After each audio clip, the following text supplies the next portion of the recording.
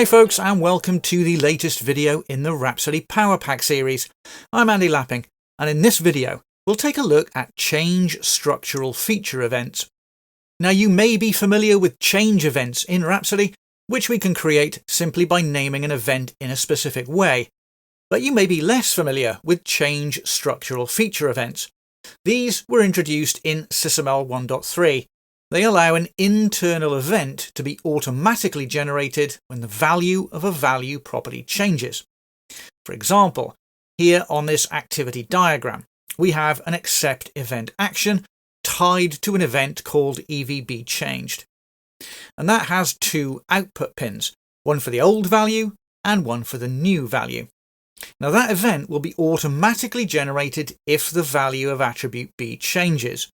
At the top here, we have a time event that after 1 second changes the value of B. Let's set this model executing and then single step through it. Now, as I'm stepping through, you'll see the time event occurring, changing the value of B, which then in turn triggers the accept event action, and that reports the old and the new value of B. Let's exit that simulation and see how it works. Over here in the model browser, EVBChanged isn't any old event, it's a change structural feature event, and it has two arguments, old value and new value. That event has a tag called structural feature, which points at the value property the event should monitor, in this case B.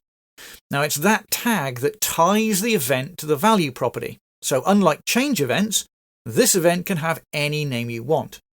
But the arguments must have the same type as the value property. And of course, if you change the type of a value property, you're also responsible for manually correcting these event arguments as well.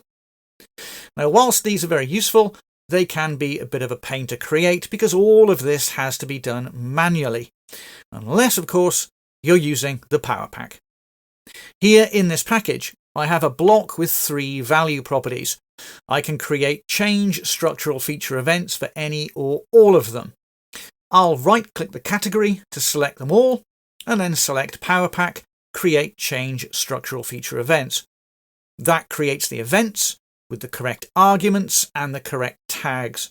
And as a bonus, it automatically adds them as event receptions to the owning block. If a type changes, for example, let's change the type of latitude to be a long instead of an int. Well, I can run that exact same helper again, and all of those arguments get updated so they're all back in sync. Well, that's it for this video. Over the course of the series, we'll explore the rest of the Rhapsody Power Pack features that will greatly improve your Rhapsody user experience. So please do subscribe if you want to be notified as those videos get published. But for now, thanks for watching.